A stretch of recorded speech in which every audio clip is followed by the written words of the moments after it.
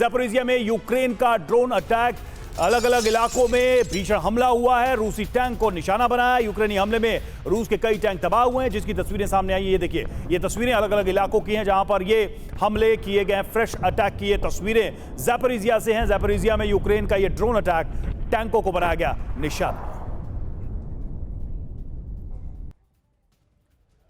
और एक और बड़ी खबर आपको बता दें, चेचन लड़ाकों के हमले का नया वीडियो सामने आया है। यूक्रेनी ठिकानों पर जबरदस्त अटैक किया गया है। ज़ैपोरिज़िया में जंग लड़ रहे हैं चेचन लड़ाके।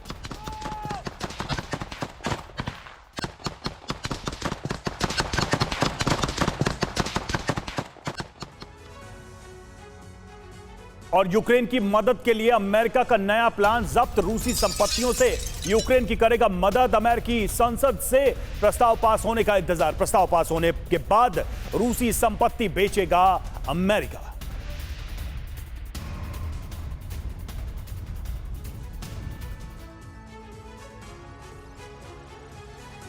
तो रूसी संपत्ति से यूक्रेन की मदद की जाएगी निधि। और ये योजना क्या है, ये प्लानिंग पूरी क्या है, जरा इसको भी हम बिग वॉल के माध्यम से दर्शकों को समझाने की कोशिश करते हैं कि कैसे इस प्रॉपर्टी से मदद की जाएगी। तो रूसी संपत्तियों से यूक्रेन की मदद, जी हां, यूक्रेन को हथियार और जरूरी चीजें देने के लिए अमेरिका का ये प्लान है। बिल्कुल, दुनिया भर में जब्त रूसी संपत्तियों से यूक्रेन की मदद करेगा अमेरिका। दुनिया भर में $1 बिलियन से ज्यादा रूसी संपत्ति जब्त है, जिसे बेचकर पैसा जुटाया जाएगा। और अमेरिका और पश्चिमी देशों ने जब्त की है रूसी संपत्ति, इसीलिए भी ये मदद का ऐलान आगे बढ़ रहा है। बिल्कुल, और संसद से प्रस्ताव पास होने के बाद संपत्ति बेचकर यूक्रेन की मदद करेगा अमेरिका, क्योंकि पार्लियामेंट से भी ये अप्रूवल मिल गया है। मनीष, ये बात तो तय थी कि जब रूस की संपत्तियां शुरू में ही जब्त की जा रही थी, अकाउंट्स फ्रीज किए जा रहे थे, तो कहीं ना कहीं इस वॉर में उसका भी इन्वॉल्वमेंट होगा। अब वो चीज, वो जो इंटेंशन शुरुआत में थी, वो बिल्कुल सामने आ गई प्रस्ताव के रूप में, वो भी पार्लियामेंट के भीतर। बिल्कुल, देखिए, कहा तो यही जा रहा है कि हम ऐसा करेंगे, लेकिन कितना कर पाएंगे ये देखने वाली बात होगी, क्योंकि रूस में भी बहुत सारे पश्चिमी देशों की कंपनियां हैं, अमेरिका की भी बहुत सी कंपनियां हैं। मैं उन कंपनियों का नाम नहीं लेना चाहता, लेकिन उनके भी बहुत संपत्ति है। तो रूस ने पहले ही कहा कि अगर आप हमारी संपत्ति जब्त करके उसे बेचोगे तो हम यहाँ आपकी संपत्ति जब्त करके उसे बेच लेंगे। तो ये बेचने का, खरीदने का धंधा जारी रहेगा। पूरा युद्ध ही बेचने खरीदने का धंधा है। यहाँ देखिए, एक तरफ हथियारों की बिक्री जोर शोर से चल रही है, वहीं दूसरी तरफ संपत्तियों की बिक्री भी। मैं आपको बताऊं, दिलचस्प बात यह है कि क्रीमिया में जेलेंस्की की संपत्ति है, रूस ने उसे कब्जा कर लिया। बदले में रूसी जो उद्योगपति है, उसकी संपत्ति यूक्रेन में कब्जा हो रही है। बात यह नहीं है, बात है संपत्ति से ज्यादा महत्वपूर्ण है लोगों की जान, और उससे कैसे कौन बचाएगा, ये देखने वाली बात है। बिल्कुल, ये बहुत ही बड़ा सवाल है। और देखिए, एक और अहम खबर, वॉर जोन से, वॉर जोन में सेल्फ प्रोपेल्ड गन मास्टायर्स का एक्शन देखने को मिला। यूक्रेनी ठिकानों पर जबरदस्त हमला। रूसी हमले में कई यूक्रेनी ठिकाने तबाह हुए हैं। मास्टायर्स का अटैक और उसका ये वीडियो।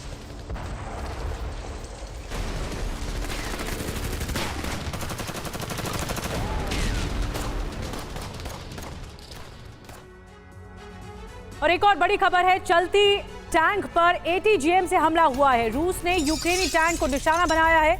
यूक्रेनी टैंक पर 2 बार अटैक किया गया है। रूसी हमले में यूक्रेनी टैंक तबाह हो गया।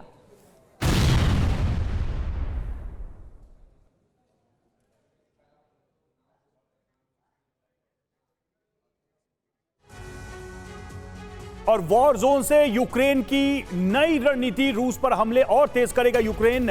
पिछली डिफेंस लाइन तोड़ने के बाद यूक्रेनी सैनिकों का जोश हाई है और नए हमले की तैयारी।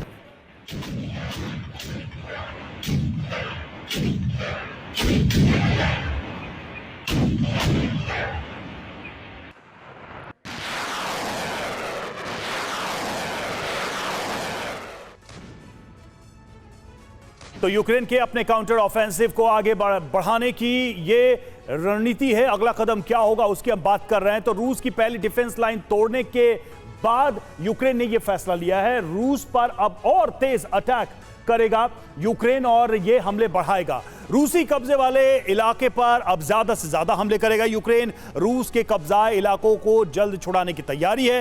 रूस के आगे की डिफेंस लाइन को तोड़ने की प्लानिंग भी ज़ेलेंस्की कर रहे हैं। ज़ैपोरिज़िया, डोनेट्स्क के कई इलाकों में भीषण जंग चल रही है। साफ तौर पे यह कोशिश है कि रूस को और पुश किया जाए, उसकी जो डिफेंस लाइन है उस पर और हमला किया जाए, उसको तोड़ा जाए।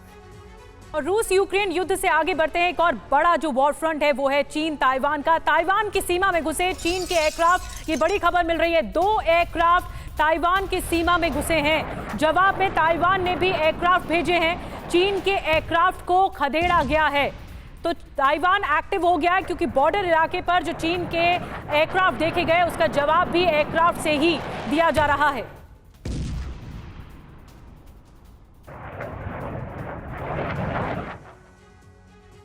और वहीं चीन की पड़ोसियों को बड़ी धमकी, यूक्रेन जैसा अंजाम भुगतने की धमकी दी है। चीन ने अमेरिका को इसके लिए जिम्मेदार ठहराया है। तनाव बढ़ने के लिए अमेरिका को चीन ने जिम्मेदार ठहराया।